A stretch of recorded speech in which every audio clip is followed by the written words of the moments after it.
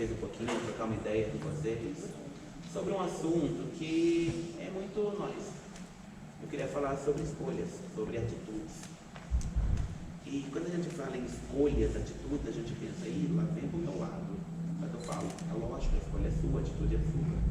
Então, que nessa noite, conforme a gente for conversando, for trocando ideia, que você olhe para dentro de você mesmo, que você puxe na sua memória as suas escolhas e entenda que muitas vezes situações que passamos são resultados da nossa escolha.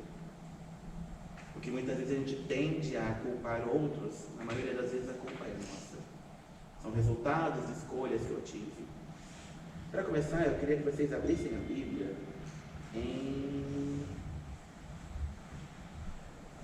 Deuteronômio 30, 19.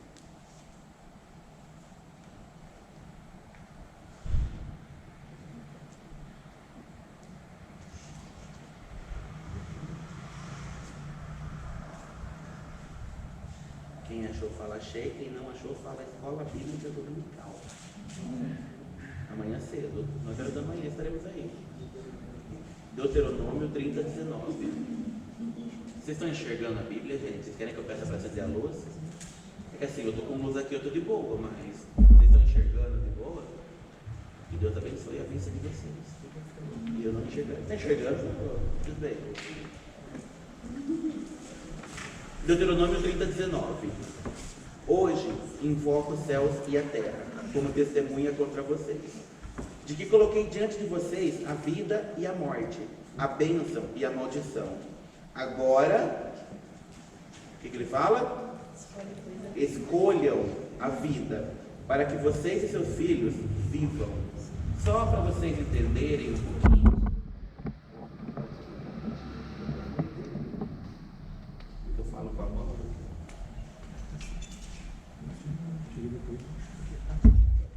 Perfeito, agora enxergo. Deuteronômio 30, pessoal, vai falar, na verdade, quando Moisés ele chama o povo de volta em Deuteronômio 30, ele está reafirmando a aliança com Deus. E ali, só para vocês entenderem um pouquinho do contexto do que foi lido, quando ele fala, agora pois escolham uma vida para que vivam, para que seus filhos vivam. Enfim, aí o povo já estava às beiras da travessia do Jordão para poder entrar em Jericó. Vocês estão mais ou menos situados onde estamos? E ali o povo já viu muito a glória de Deus. O povo já havia visto muito a glória e já havia visto muito a ira de Deus. Porque esse trajeto todo do povo do deserto, eles começaram a conhecer quem era o Deus deles. Então a gente pega lá o povo escravo no Egito. Deus liberta o povo através das 10 pragas, que já foi um milagre. Porque se você pegar para ler o livro de Êxodo, o povo hebreu, ele ficava numa cidade, num vilarejo chamado Gozém. E quando vinham as pragas para o Egito, a praga não chegava naquele vilarejo, porque Deus protegia o povo dele. Então ali o povo começou a ver, a entender e a conhecer quem era o Deus dele. Daí a gente vê que a água transforma em sangue e tal, tem as 10 pragas. O povo sai, primeiro desafio, o Mar Vermelho. E o povo vê o mar se abrindo.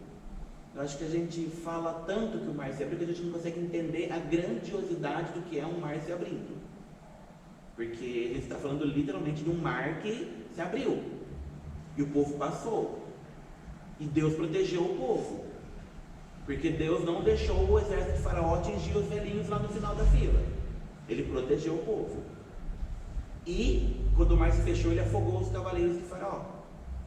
Então a gente começa a ver que o povo pedia carne, Deus mandava chover carne, vinha aves, caía pão do céu, literalmente, o maná descia do céu. Eles viram a glória de Deus. Quando Moisés sobe no monte para receber os 10 mandamentos, ele fica 40 dias lá. O povo acha que Moisés morreu, faz um bezerro de ouro. Ali eles veem a ira de Deus. Então o povo começou a conhecer quem era o Deus. O povo começou a conhecer quem era o Deus deles. E Deus faz aliança com Abraão, que ele seria com o povo, desde que o povo escolhesse. Aqui no Deuteronômio 30, Moisés está dando o último aviso, está falando novamente dessa aliança, e ele fala: escolham, pois, a vida, para que vocês e seus filhos vivam. O que Moisés, que Deus está transmitindo para o povo? A parada é literalmente a seguinte: escolham andar no meu caminho e tudo vai ser tranquilo, eu estarei contigo. Afastem do meu caminho, eu não estarei contigo. E vocês sabem o que acontece quando eu não estou contigo. O povo sabia. Isso a gente pode trazer para nós hoje. A gente entende então que a nossa vida, ela é pautada por escolhas. Para e pensa, tudo na nossa vida é baseado em escolhas. Vocês conseguem entender isso? Vocês já ouviram falar que ser cristão nos dias de hoje é uma tarefa muito difícil? Não vou entrar no mérito se vocês concordam, mas, cara, é escolha. Eu falo pra você, escolha, porque uma frase que eu ouvi na minha infância, não lembro quem falou, mas se Deus não me fizesse nada, só de ele já ter me dado a salvação, teria motivo para adorá-lo eternamente. E muitas vezes nós escolhemos porque Deus não faz aquilo que a gente quer. Eu falo que nós somos muito infantis.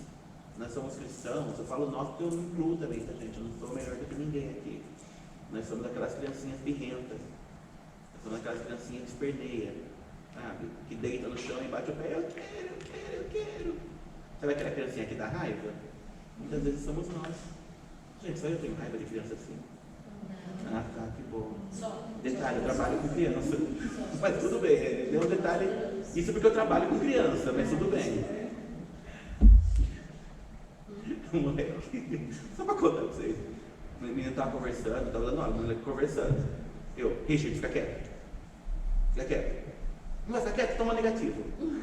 Mas ele vai tomar negativo porque é chato.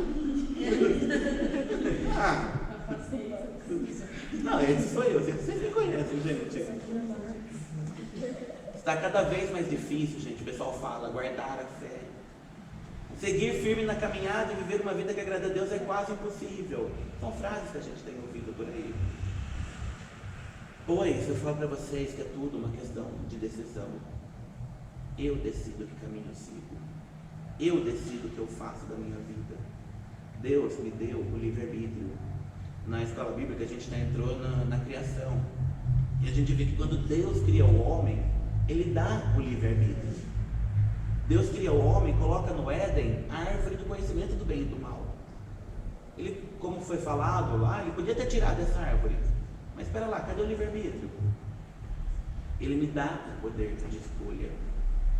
Mateus 7, não precisa abrir, Mateus 7, 7, 8 diz: peçam e lhes será dado, busquem e encontrarão, bata e a porta será aberta, pois todo aquele que pede, quem busca, e aquele que bate a porta, abre. Exatamente. Você percebe que Deus, Ele nos dá tudo prontinho, é só a gente que executar. Só que eu decido se eu quero ou não quero fazer.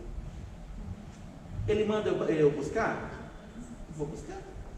Ele manda eu bater na porta? Vamos bater na porta. Ele vai falar que se eu procurar, eu vou encontrar. O problema é que a gente quer falar com Deus, mas a gente quer algo meio que surreal. Sabe, trovões, relâmpagos, desce aquela voz: meu filho, eu estou aqui para falar. A gente espera assim um show pirotécnico quando a gente quer falar com Deus. Cara, se você... Tá difícil aí? Acho melhor você tirar de dentro, põe no banco. Obrigado.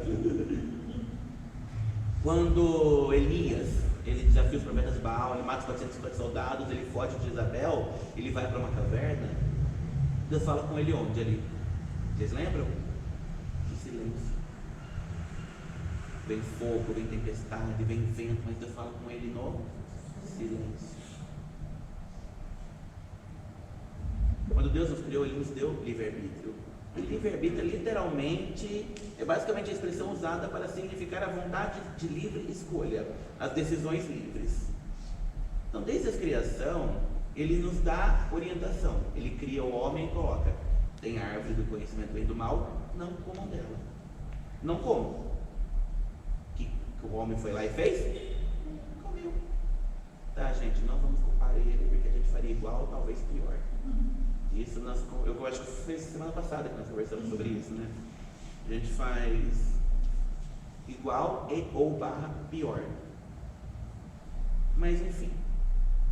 Então, só para a gente entender, tudo é uma questão de escolha. Vamos buscar uma escolha certa na Bíblia? Vamos? Vocês estão comigo nessa? Sim. Então vamos para a escolha errada primeiro. Segundo livro de Samuel, capítulo 11, versículo de 1 a 15. Não precisa ler, senão a gente vai demorar muito, fica de lição de casa.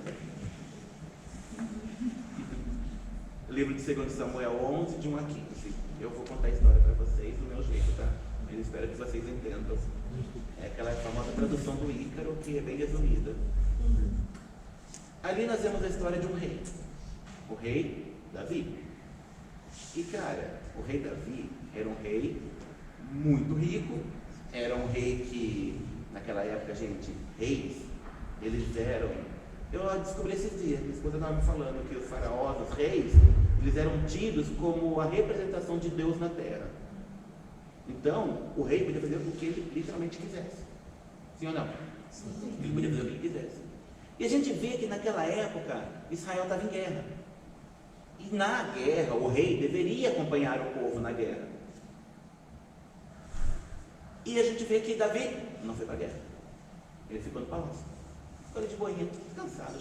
Sabe aquele dia que você tem que performar uma preguiça hoje? Será que eu tenho que trabalhar? E esse tédio?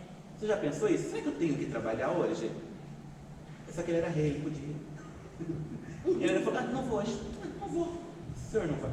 Ele veio e falou, não vou para a guerra hoje, tá? Não, claro, meu rei fica em casa, descansa. Ele era o rei, ele queria. Ele ficou. E o povo foi para a guerra. Só que daí, quando ele ficou ocioso, ele foi dar um rolê. Para que ele dá um rolê, ele encontra uma mulher tomando banho. E a Bíblia diz que é uma mulher bonita. A Betseba. A hora que ele vê aquela mulher, ele fala, opa, ela é bonita, eu gostei. Manda trazer aqui do meu palácio. Ele podia fazer isso? Podia, ele era rei. Ele pode tudo, peso. Exatamente. Daí você fala, mas o rei pode tudo? Agora a gente faz um paralelo. Eu vou derrubar alguma coisa, vai ser engraçado. A gente faz um paralelo com o que Paulo disse. Tudo me é lícito, mas nem tudo me convém. Eu posso todas as coisas, mas eu devo fazer todas as coisas. Traz esse paralelo para a nossa vida hoje. Pega essa história de Davi com as escolhas e traz para a nossa vida hoje. E quando aquela mulher vem, ele descobre que ela era uma mulher casada. Ele não se importa. Tipo, problema dele. Se é casado, para mim é um mero detalhe. É assim, você é casado? Eu não, tchau. Então, e a Bíblia diz que ele se deita com ela. E ele engravida ela. Daí eu falo, pensa num rei, que era para estar na guerra, não está na guerra, ficou no palácio, viu a mulher tomar banho, gostou dela, chamou para o palácio, viu que era casada, dormiu com ela e engravidou ela. Olha a bomba que o cara fez. Olha o rolo que o cara fez. E tranquilo que só piora, aguenta aí. Porque ele manda chamar o marido. O marido dela está na guerra. Ele manda chamar o marido. E o marido vem. E o marido vem, Davi fala, meu amigo, vem aqui, cara. Amigão. Cara, eu sei que você está na guerra, cara. Eu sei que você está lutando demais. Olha, os comandantes lá falou que você é um dos melhores soldados, mas você luta demais. Por isso você vai descansar. Vai para tua casa, dorme com a tua esposa e amanhã você volta para a guerra. A ideia de Davi, vou fazer ele dormir com a esposa para ele pensar que o filho era dele. Só que na verdade o filho era meu. Mas o filho eu vou pensar, o que o cara faz? Não vai embora, fica no palácio. O cara deita na porta do palácio. Daí vem os mensageiros. Davi, o cara não foi embora não, o cara está lá. Davi, ai meu Deus, o que eu vou fazer? Chama o cara, vai lá com as minhas, tá? Você é tonto, cara. Eu falei pra você ir pra tua casa, mano. Vai lá com a tua esposa, uma bonitona, só que eu tô falar isso. E você vai ficar aqui dormindo no palácio, vai deitar no chão? Ah, não. Onde já se viu, cara? Meus amigos estão na guerra, meu comandante está na guerra. Não é justo que eu vá ter com a minha mulher. Isso era homem de caráter. Então Davi fala, não, beleza, dorme aí. Imagino eu que nessa noite Davi ficou pensando, o que eu faço? Como que eu resolvo esse problema? Já sei, simples, vou mandar matar. Ele manda Urias para frente da batalha. E a gente vê em filmes, principalmente, que frente de batalha são os primeiros que morrem. Então, ele manda uma carta para o comandante Joabe, através da mão de Urias, para que Urias fosse colocado na frente da batalha para morrer. E o que acontece? Ele morre. Isso, agora eu quero que vocês entendam o que uma escolha errada proporciona. O que uma escolha errada vai proporcionar. Ele devia estar onde? Na guerra. Escolheu ficar em casa, de boinha. Ele viu a mulher, mandou chamar. Até aí, vamos lá, a gente aceita. Descobriu que era casada, proibida. Não é mais para mim, volta da tua casa, tchau. Sai do meu palácio. Fez o BO dele, aprontou, não assumiu, matou o cara. Vocês conseguem entender o que uma sucessão de escolhas erradas ocasiona na vida do ser humano? Vocês conseguem entender isso? Vocês conseguem trazer isso para a gente? Muitas vezes situações difíceis da nossa vida, e a gente foi por escolhas que você fez lá atrás. Muitas vezes a escolha faz 1 ano, 2, 3, 5, não sei, ou foi semana passada. Só que uma escolha errada, se ela não for consertada, ela vira uma bola de neve. Se ela não for consertada, onde isso vai parar? O que vai acontecer? Olha o rolo que isso vai dar.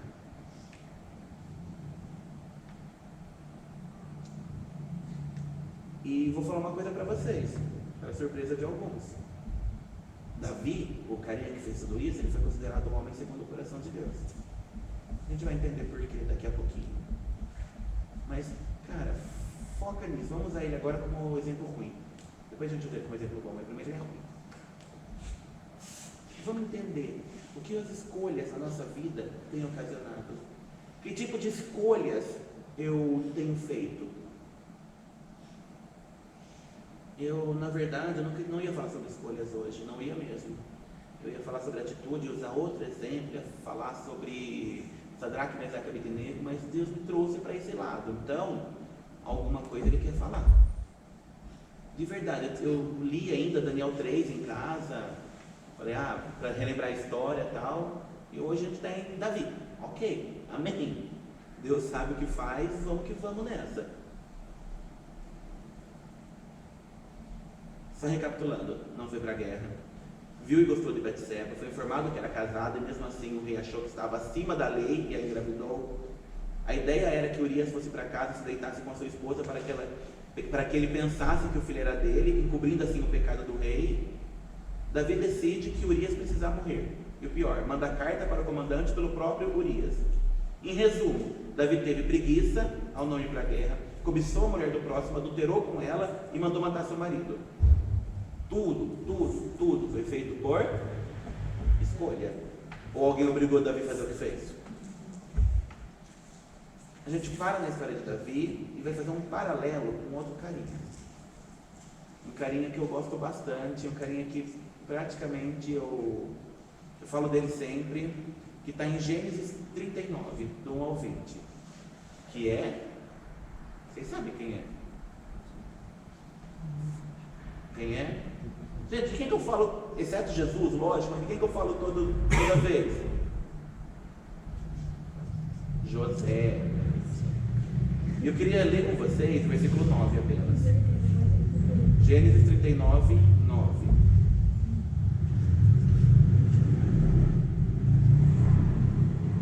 Só acompanha: ninguém há maior do que eu nessa casa, e nenhuma coisa me vedou, senão a ti, porquanto tu és sua mulher. Como, pois, faria eu tamanha maldade e pecaria contra Deus? Eu quero começar a história de José com essa frase dele. Como, pois, pecaria eu contra Deus? A gente já começa a ver a diferença de consciência. Para a gente entender a história de José, ele era um cara que tinha tudo para ser revoltadinho. José tinha tudo para ser rebelde, tudo para ser aquele chato que... Desculpa, falei. Ele tinha tudo para ser revoltado com Deus. José, ele era sonhador. A gente vê que a Bíblia fala que José era sonhador. Ele tem um sonho, conta para o pai, para a mãe. O pai e a mãe dele, legal, porque José era o filho da velhice, os pais amavam ele. Os irmãos ficavam com inveja. Os pais deram uma túnica para ele, uma roupa finíssima para ele. Os irmãos ficaram com inveja. Em resumo, a inveja dos irmãos foram tantas que eles decidiram vender José. Na verdade, a ideia original era matar. Eles literalmente queriam matar José. Mas aí o mais velho falou, não, mata não, cara. Aquela nosso irmão, né? Vai dar um B.O. se matar o irmão. Sim, Deus não vai gostar, mas se vender, acho que Deus gosta mais ou menos. Imagino que eles pensaram. E José é vendido como escravo pelo próprio irmão. E outra coisa que eu falo que a gente costuma falar sobre isso, mas a gente tem noção do que é ser vendido como escravo? Cara, você tem noção que você é obrigado a servir outra pessoa e não tem direito nenhum por isso? Quem trabalha aqui? A gente trabalha, a gente tem nosso salário e muitas vezes revolta com o nosso emprego. Não é? A gente trabalha, a gente tem o nosso salário, a gente tem nossa recompensa e se revolta com o emprego. Mano, o escravo não podia nem se revoltar, ele fica de boca fechada. O escravo não era dono da própria vida. Isso é José. Ele foi para a casa de um homem chamado Potifar. Ele não era dono da própria vida. E ali a gente vê que Deus abençoa José. Por que Deus abençoa José? Porque nós lemos, como pois poderia eu pecar contra Deus? José tinha consciência de quem ele era. José tinha consciência das escolhas dele. E José sabia que o que ele estava vivendo não era consequência de escolhas erradas. Pelo contrário, José teve as escolhas certas. O que parece para nossa mente que o mundo é meio invertido. Porque se Davi teve a escolha errada e se deu bem, ficou com a mulher bonitona. José tem a escolha certa e se dá mal. Às vezes a gente tem esse senso de injustiça da palavra de Deus. Só que toma cuidado com isso. Salmo 73, se eu não estiver enganado. Salmo 73 vai falar de Asaf. Asaf era um músico da época de Davi. E Asaf, ele fala muito isso. Que, de que me vale guardar a fé? De que me vale seguir os caminhos de Deus? A gente olha para aí fora, o pessoal que não vem na igreja, os caras não tem problema. Asaf olha aí, ele fala, os caras não tem problema, os caras não ficam doentes, os caras só enriquecem. E fala que muitas vezes não passa na nossa cabeça. Fala que muitas vezes a gente não pensa isso. O povo que não vem para a igreja, hein? Só lá. Vale a pena estar aqui dentro? Vale, gente. A gente vai entender que vale. A mulher de Potifar olha José. E quer José. Fala, vem cá, meu querido. Manda um funcionário, tira a folga. Fica só ela e ele. Vem, meu amor, vem. A hora que ela agarra ele, tchau. Quero não. Deixa, rasga a roupa, fica na mão da mulher. O que ela grita? Estuprador, assédio, desgraçado. Imagina todos os adjetivos que você possa imaginar. José era inocente? Ele teve a escolha certa? Foi para a cadeia. Foi para a cadeia por um crime que ele não cometeu. Na cadeia, ele não ficou um dia ou dois. Passaram-se tempo na cadeia. E na cadeia ele conhece dois carinhas. O copeiro e o padeiro. Como eu disse lá atrás, gente, essa é a minha versão da Bíblia, tá? Mas está tudo em Gênesis 39, é só ler lá que tem a versão original de Deus. Isso, a minha versão é a versão resumida. Na linguagem de hoje, barra jovem. Essa é a minha. Traduzida por Ícaro Loureiro, povo. Voltando, José na cadeia, conhece o copeiro e conhece o padeiro. Legal. Os dois têm sonho. José era sonhador, lembra? Os dois têm sonho. E os dois estão lá com, cara, esse sonho é estranho, né? Eu sonhei que, sei lá, eu estava carregando um cesto de uva, o cesto cai, eu estava vendo com a minha uva e pegando com a minha cabeça, coisa estranha. Daí chega lá José, ó, eu posso ajudar vocês e o negócio é o seguinte, em 3 dias vai voltar a servir o rei, em 3 dias você vai morrer. Os caras, é louco, idiota. Dá 3 dias, um morre, um volta para o palácio. Quando que volta para o palácio, José fala, lembra de mim, cara. Fala lá de mim pro faraó. Sabe aquelas coisas que a gente tenta às vezes dar aquela ajudinha? Fala de mim lá, fala bem de mim lá. Fala que eu estou aqui inocente, eu sou inocentão. O cara esquece dele. Passa-se os anos e José é esquecido na cadeia. Só que a Bíblia diz que tudo que José fazia, Deus o abençoava. E na cadeia, ele passou a comandar outros presos. Tanto que tinha o poder, ele ficava em poder da chave da cadeia.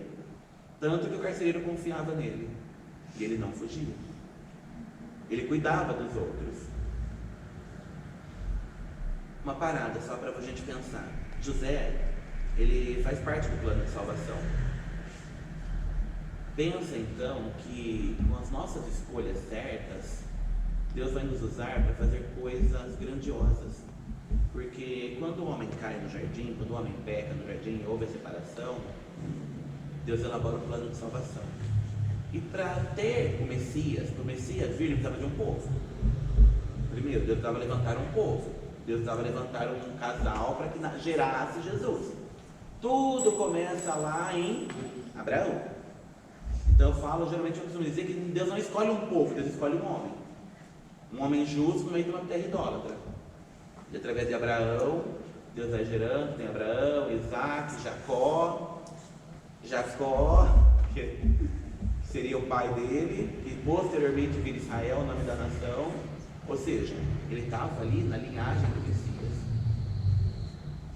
A gente vai entender que graças a José estar no Egito, o povo dele, o povo hebreu, não morreu de fome. Não era israelita ainda porque não havia sido mudado o nome de Jacó. Mas o povo hebreu, que estava em Canaã, ele morreria de fome. Se o povo morresse de fome, a linhagem do Messias morreria ali com ele. Vocês já pararam para pensar nisso? Então, o que eu entendo com isso? Quando eu tenho escolhas certas, Deus me usa para fazer o extraordinário, mesmo que eu não entenda o que esteja acontecendo. Mesmo que muitas vezes eu pense que Deus está me punindo, Deus está me castigando, Deus está sendo injusto comigo, porque eu acho que muitas vezes esse é o pensamento que nós temos. Deus é um Deus injusto. Eu já tive esse pensamento, eu acredito que 100% aqui já teve esse pensamento. Mas, cara, a gente não consegue entender os planos de Deus. A gente não consegue entender aquilo que Deus faz na nossa vida. A gente não consegue entender. Mais para frente as coisas se resolvem. Quando que o copeiro lembra do José? Quando o faraó sonha. O faraó tem um sonho, ninguém consegue interpretar. Daí o cara fala, mano, tinha o carinha da cadeia lá. Cara, ele interpretou meu sonho, deu certo. O meu amigo ali morreu e eu estou aqui. Daí José é introduzido na presença de Faraó e a gente sabe quem estão, deu no que deu. Ele vira governador do Egito. E não só vira governador do Egito, como ele enriquece mais ainda aquele Faraó, porque todas as propriedades daquele lugar passam a ser de Faraó, porque José vende comida para todo mundo, e as pessoas que não tinham dinheiro para comprar trocam por propriedades, e a família de José, que estava em Canaã, vem morar no Egito e não morre de fome. Então, no final da história de José, a gente entende qual foi o plano de Deus. A gente entende que Deus tirou José de Canaã para que José chegasse no Egito. José precisava estar no Egito. O propósito de Deus para a vida de José era que ele estivesse no Egito. Cara, pare e pensa. Às vezes você está onde está hoje porque Deus tem um propósito de você estar nesse lugar. E eu creio verdadeiramente nisso. Eu já falei para vocês que eu tenho certeza que eu estou na escola que eu estou e Deus tem um propósito na minha vida lá. Eu creio que Deus tem um propósito grande ali, de alcançar crianças. Eu não tenho dúvida do que eu estou falando para vocês. E eu trabalho numa escola que é considerada escola de periferia. Então, gente, às vezes você está onde está porque Deus tem um propósito ali. Deus quer você exatamente onde você está, porque algo Ele quer fazer para você. Às vezes a gente fica naquela, não, eu não quero estar aqui, Deus, eu não quero, mas eu falo, eu preciso que você esteja aí. Eu preciso que você aguente isso, para que lá na frente você seja usado por mim para ajudar outras pessoas.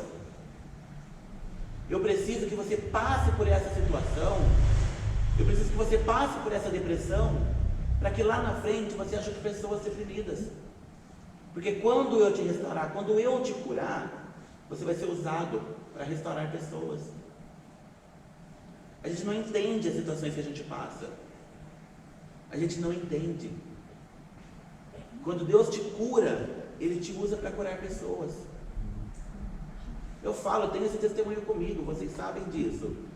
Eu fui curado interiormente. Eu não me aceitava. Eu não aceitava que as pessoas me amassem. Eu não tinha... Se tinha um grupinho de conversa ali, amigo meu, eu cresci na igreja, eu cresci na catedral, vocês sabem disso. O grupinho que vinha comigo na igreja, se eles não me chamassem, eu não ia. Eu não tinha o proatismo para levantar, eu decidi ir. Eu não tinha isso, porque eu tinha medo de ser rejeitado. Hoje esquece. Hoje vamos falar, não vem, eu vou. Mas eu fui curado. E eu sei que Deus tem me usado para curar pessoas assim. Então entenda, o lugar que você está é porque Deus quer que você esteja aí. Para de orar perguntando por que Deus. Começa a orar para Deus explicar o propósito dele. Para de perguntar por quê e pergunta para quê. Para que você me quer aqui? O que eu preciso aprender com isso? A quem você quer abençoar com isso? Porque muitas vezes, entenda, você está no seu lugar que para você é desconfortável, mas é para ajudar um próximo. Muitas vezes não é nem para você mesmo, mas é alguém que precisa que você esteja ali. É alguém que precisa que você fique ali naquele momento para receber um abraço. É alguém que precisa daquele momento que o ônibus atrasa, que fura o pneu do carro, que você se atrasa, para que Deus fale, alcance alguém através da sua vida. Quando a nossa primeira tendência é reclamar. Deus não está de boa comigo hoje. Acho que hoje não é meu dia. Entenda, todas as coisas cooperam para o bem daqueles que amam a Deus. Romanos 8:28. Você ama a Deus? Todas as coisas cooperam para o seu bem. E o que é fantástico para a gente que se aplica ao momento é o que está escrito em 1 Coríntios 10:13. 1 Coríntios 10:13 vai falar: não veio sobre vós, não veio sobre vocês peso, julgo, situações que não fossem humanas, mas Deus, Ele é fiel, e junto com a tentação Ele vai dar o escape para que você possa suportar. Ou seja, nada do que você está passando, Deus sabe o seu limite. Deus não vai te dar um peso maior daquilo que você aguenta. Você vai falar, eu não aguento, Deus, mas Deus fala, não, você aguenta. Quer saber como você aguenta? Para agora, faz um exercício mental. Quantas vezes você achou que você não ia aguentar e aguentou? Quantas vezes você achou que não ia dar? Mas deu. Quantas vezes falou, não tem saída, e teve saída? Quantas vezes isso aconteceu na sua vida? Você começa a entender que Deus, Ele é fiel, que Deus, Ele é um Deus que te ama, Ele é um Deus de amor, Ele é um Deus que está com você em todo o tempo.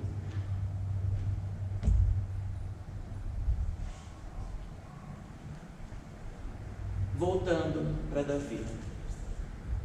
Davi parou bem no auge do erro dele. E eu quero que você entenda hoje que se você às vezes se sente como Davi, tendo escolhas erradas, eu tenho algo para te falar. Deus tem perdão para a sua vida. Deus tem perdão para você hoje. Deus levanta o profeta Natan para repreender Davi. E agora pensa, o profeta repreendeu um rei. Fico pensando o que Natan vai falar. E Natan, ele usa uma metáfora que eu acho interessante. Ele chega para Davi e fala, então rei, vem cá contar uma história para você. Tem um homem aqui no seu reino que tem uma vaquinha. Aí só uma. E cara, aquela vaquinha é a vida daquele cara, ele cuida dela, ela dorme na cama dele, tanto que ele gosta dela. O vizinho dele é um fazendeiro rico, tem várias cabeças de gado. E certa vez, esse fazendeiro rico recebeu um amigo. Só que ele não quis matar o gado dele. Ele falou e matou a única vaquinha que o outro tinha. A hora que Davi escuta, ele fala: esse cara tem que morrer. Daí Natan pega o gancho e fala: então, rei, seu amigo é você. Quando Natan fala isso, a ficha de Davi cai. Davi na hora fala: pequei contra Deus. E por que Davi foi considerado homem segundo o coração de Deus? Davi assumia os erros. Davi não repetia erros. Ele fala: pequei. E Davi se arrepende. E Deus perdoa. Porque Natan fala para Davi: Deus te perdoou, senão estaria morto. É literalmente isso: Deus te perdoou, senão estaria morto. Só que todo pecado tem consequência. Todo erro tem consequência. Toda escolha errada tem consequência. A gente vê que a consequência na vida de Davi foi grande. Esse filho que ele teve com Betseba morre. A família de Davi, os filhos posteriores de Davi, uma família bem louca, bem desajustada. Um irmão mata o outro, um estupra a outra. E a gente vê que a casa de Davi não teve paz. Mas todo erro tem a sua consequência. Mas, porém, contudo, Davi, entretanto, é melhor passar com Deus do que sem Deus. É melhor receber a consequência de Deus do que sem ser com Deus. O próprio Davi diz: pelo menos em Deus há misericórdia. Deus nos ama, porque até na repreensão de Deus Ele nos ama. Porque o pai que ama repreende. Hoje, eu quero que vocês, principalmente vocês, você entende que muitas vezes você apanhou na vida e mereceu. Hoje você lembra de situações que você tomou sentado da mãe e fala: cara, não é que eu mereci? Sim ou não? Sim. Ah, Diego! Cara, eu vejo que eu aprontei tanto na minha infância que eu falo: cara, eu mereci algumas coisas, né? Algumas, tá? Não vamos generalizar. Então, até o castigo de Deus é em amor. Até o castigo de Deus, até o que Deus faz pra gente é em amor.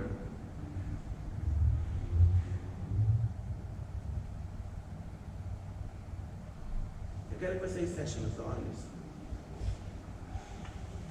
nesse momento pra gente, e eu gostaria que você fizesse uma autorreflexão. Que tipo de escolhas eu tenho tido? Porque, cara, se a gente parar para pensar, o mundo aí fora, eu não gosto de falar o mundo aí fora, não sou ET. As pessoas aí fora tem tanta coisa para nos oferecer. Cara, um sabadão à noite, vir para a igreja nesse frio, pô, se eu estivesse no shopping, tá mais da hora, né? Ia tá mais quentinho. Se eu estivesse embaixo do meu edredom lá assistindo no Netflix, ia tá mais gostoso. Mas por que eu estou na igreja? Por que eu escolhi estar na igreja? Porque eu escolhi a Deus. Ah, mas olha, Ícaro, nesse momento eu não estou legal, cara. Eu tive escolhas, hoje mesmo eu tive uma escolha que não agradou a Deus. Eu sei que era errado e eu fiz assim mesmo. Cara, 1 João 1,9 vai falar assim: se confessarmos os nossos pecados, Ele é fiel e justo para nos perdoar e nos purificar de toda iniquidade. E o que eu acho mais lindo é 1 João 1,7: e o sangue de Jesus nos lava e nos purifica de todo o pecado. Tem dia que eu tenho minhas escolhas erradas, eu faço coisa errada, eu fico ferrado comigo mesmo, e às vezes eu estou tomando banho e eu falo: Deus, me lava no sangue do Cordeiro, porque às vezes eu me sinto sujo diante de Deus por escolhas que eu tive. Eu não sei se você entende isso, mas às vezes eu me sinto como não sou digno de estar na presença de Deus. Mas, cara, ninguém é digno, nós não somos dignos, porque não é nada que a gente faça, foi porque Ele fez, foi porque Ele me amou primeiro. Se hoje eu estou diante de Deus, é porque Ele me alcançou, foi porque o amor dele chegou até mim hoje. E eu queria primeiro fazer a pergunta para vocês, para alguns de vocês. Eu não sei como que está a sua vida, eu não sei como está a sua vida diante de Deus. Não sei se você já entregou sua vida a Cristo, mas eu quero te fazer esse convite. Tem alguém aqui, nessa noite, que quer entregar a vida para Jesus? Quer falar: Jesus, eu entrego minha vida para você. Comanda a minha vida, me ajuda a tomar decisões certas, me ajuda a ter decisões corretas, assertivas, me ajuda. Se você gostaria, levanta a sua mão. Não precisa levantar, não precisa vir aqui na frente, só levanta a mão. Só para eu ver, tá? Senão. Só levanta a mão. Diante de Deus agora, você está entregando a sua vida para Cristo. Você está entregando a sua vida para Cristo. A partir de hoje, Ele vai morar dentro de você. A partir de hoje, esse peso do pecado, esse peso da culpa vai cair. Porque Ele fala: o meu fardo é leve, o meu jugo é suave. Você que ergueu a mão, repete comigo essa oração: Senhor meu Deus, eu entrego agora a minha vida diante de Ti. Eu recebo Jesus Cristo como meu único, verdadeiro e suficiente Salvador. A partir desse momento, passa a habitar em mim, Espírito Santo. Me ajuda nas minhas escolhas. Me ajuda a viver aquilo que você quer que eu viva. Me ensina a viver de acordo com a Tua palavra.